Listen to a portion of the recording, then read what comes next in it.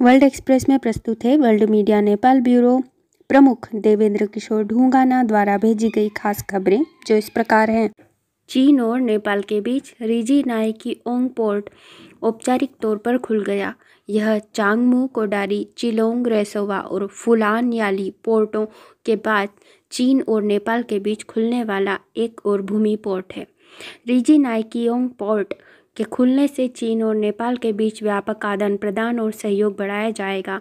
आर्थिक व व्यापारिक आवाजाही और लोगों के आदान प्रदान में जीवन शक्ति का संचार होगा और विभिन्न क्षेत्रों में व्यावहारिक सहयोग की व्यापक संभावना पैदा होगी। बताया जाता है कि रिजी पोर्ट चीन के तिब्बत स्वायत्त प्रदेश के शिकाचे प्रीफेक्चर की चोंगपा काउंटी में स्थित है, जिसकी ऊंचाई समुद्र की सतह से 4772 मीटर है। रिजी नेपाल के साथ तिब्बत का पारंपरिक व्यापार मार्ग है, जो इतिहास में चीन और नेपाल के बीच नमक और अनाज के आदान प्रदान की जगह था।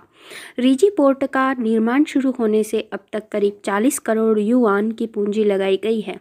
आंकड़ों के अनुसार रिजी नायकीओंग पोर्ट के खुलने के पहले दिन 40 टन से अधिक ईंट, चाय, सूती कंबल, रजाई और अन्य सामान का निर्यात किया गया, जिनकी रकम 9 लाख युआन से अधिक रही। भारत में दीपावली के त्यौहार के अवसर पर मुंबई में चीनी कौंसल जनरल खोंग शानहुआ के नेतृत्व में युवा राजनयिकों ने महाराष्ट्र के सांगली क्षेत्र के गिरजावदे गांव का दौरा किया। कौंसल जनरल खोंग शानहुआ और उनके सहयोगी फसलों की कटाई के बारे में जानने के लिए खेती में गए। उन्होंने स्थानीय ग्रामीण लोगों, युवाओं और बूढ़े लोगों के साथ सौहार्दपूर्वक बातचीत की और लोगों के साथ बैठकर रात का खाना खाया। स्थानीय ग्रामीणों ने दूर से आए मेहमानों का गर्मजोशी से स्वागत किया। माहौल दोस्ताना और गर्मजोशी से भरा रहा। भारत अंतर्राष्ट्रीय व्यापार एक्सपो भारत के नई दिल्ली में प्रगति मैदान अंतर्राष्ट्रीय प्रदर्शनी केंद्र में आयोजित किया गया। भारत, संयुक्त अरब अमीरात, ईरान और थाईलैंड जैसे देशों में लगभग 3500 प्रदर्शकों ने 14 दिवसीय अंतर्राष्ट्रीय व्यापार मेले में अपने उत्पाद प्रदर्शित किए, जो प्रगति मैदान अंतर्राष्ट्रीय प्रदर्शनी केंद्र में शुरू हुआ।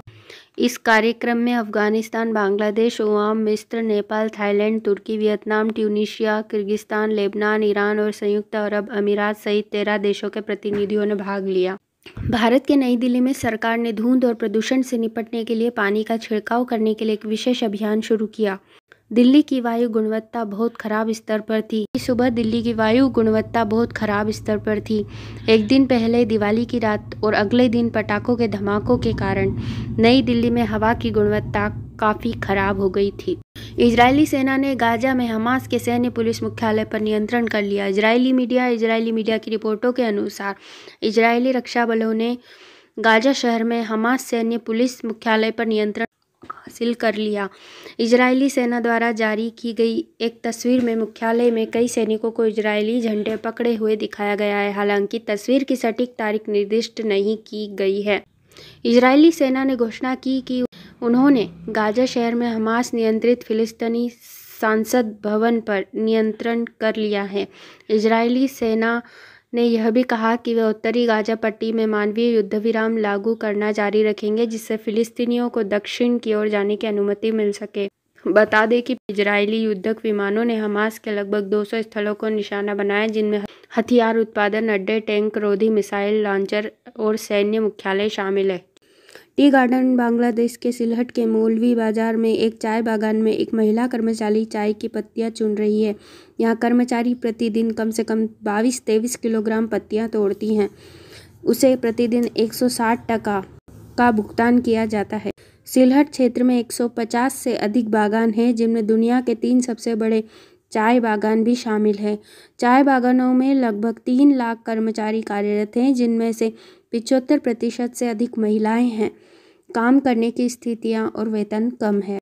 डेमोन्स्ट्रेशन इजराइल 14 नवंबर 2023 को स्थानीय समयानुसार हजारों प्रदर्शनकारी इजराइल के समर्थन में प्रदर्शन करने के लिए वाशिंगटन में एकत्र हुए और बढ़ती यहूदी विरोधी भावना की निंदा की। वाशिंगटन शहर के कई इलाकों में सड़कें बंद कर दी गई है। अनुमान है कि लगभग 2 लाख लोग इस गतिविधि में शामिल हुए। उन्होंने बंधकों की रिहाई का आह्वान किया और यहूदी विरोधी हिंसा और उत्पीड़न के कृत्यों की निंदा की।